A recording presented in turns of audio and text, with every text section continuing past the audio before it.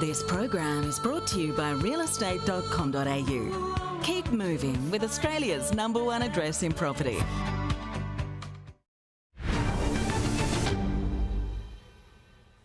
Welcome back. There were about 1,500 auctions held across the country on Saturday, returning a clearance rate of about 65%. Sydney held roughly 600 auctions with a clearance rate of about 62%. There were also roughly 1,700 private sales across the state of New South Wales. Melbourne held 536 auctions with a clearance rate of about 74%. There were also roughly 1,500 private sales across Victoria.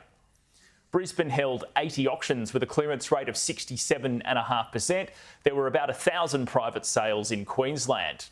Adelaide held 50 auctions with a clearance rate of 68%. There were roughly 260 private sales. Canberra held 47 auctions with a clearance rate of about 72%. There were also a further 100 private sales in the ACT. Perth held 2 auctions with no home selling, but there were about 600 private sales across WA. And Darwin held 5 auctions with a clearance rate of 80%. There were also 21 private sales in the NT. Well, for more on property, I'm joined by Angus Moore from REA Group. Angus, thanks for your time. Looks like a pretty strong result for Melbourne over the recent weekend. Yeah, thanks for having me, Ed. It is a fairly solid result there. A bit more solid than what we have been seeing for Melbourne as well.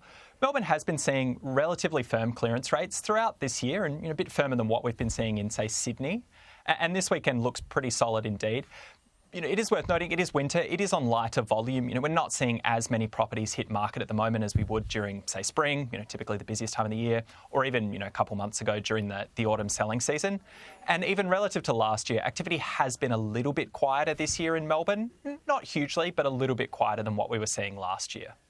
Yeah, and what's the sort of average time on market at the moment for properties across Australia? Yeah, it's quite interesting. At the moment, we're seeing pretty stable time on market, sitting around about that sort of 4-week to month mark in most larger capital cities. But the fact that we're seeing fairly stable and fairly consistent across the capital cities is actually a really big change from where it was a few years ago. In many of the smaller markets, Adelaide and Perth particularly, it was taking a lot longer to sell homes prior to the pandemic. That time really shortened up across the pandemic amid, very strong demand, not a lot of stock for sale. Fell very rapidly.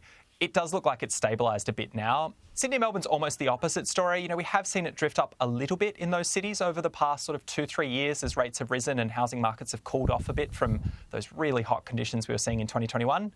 But even so, they've been a bit more stable in the past sort of 12 to 18 months. You mentioned demand. I know it is winter, so it is a quieter time of year for property, so there's less stock. But is that really, with the levels of demand we're seeing, is that actually potentially contributing to higher prices because there's fewer choices for buyers out there?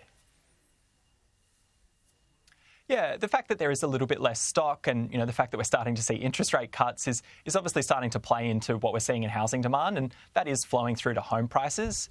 Particularly notably is the fact that we're starting to see home prices rise in Melbourne and Sydney.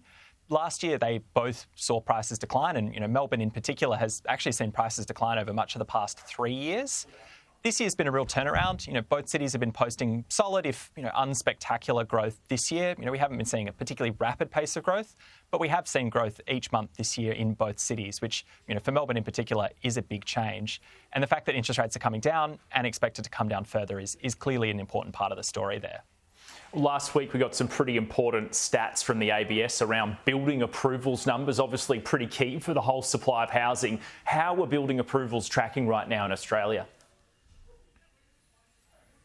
Yeah, building approvals and, actually building homes is obviously fundamentally in the long term the thing that matters most for housing affordability. At the moment, it's not a particularly positive picture. Building approvals, they were up in the most recent data relative to what we had been seeing in the month before. That was almost entirely driven by higher density approvals, which jumped up just shy of 10%. It is worth noting, higher density approvals are very volatile month to month. The month before that, they were down nearly 20%, for instance. So it's hard to read too much into 1 month. But if we kind of look through that, look at the broader trend, at the moment, we're just not building as much high-density housing as we were back during the 2010s. And what that means is we're just well behind the sort of pace we would need to hit that 1.2 million over 5-year target that the government set. And has cutting rates helped the construction sector in any way with getting construction back up and running? To date, we probably haven't seen much of an impact, but we would expect to do so. We know that construction and building approvals are one of the most interest-sensitive parts of economic activity. So as rates fall, we'd expect that to start to flow through into more feasible projects, lower financing costs, that flowing through into more construction activity. Now, to date, that hasn't happened, but we'd expect to see that over a sort of 2 to 4 year horizon, not 2 to 4 month horizon. So as rates are coming down and we're expecting them to come down further, that is going to help. The other thing that's helping is a lot of the things that have made it very hard to build homes over the past few years, rapidly rising construction costs, difficulties in sourcing labour.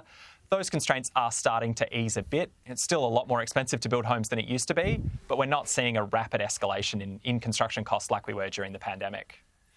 Angus Moore from REA Group, great to have you on the show. Thanks so much for having me, Ed.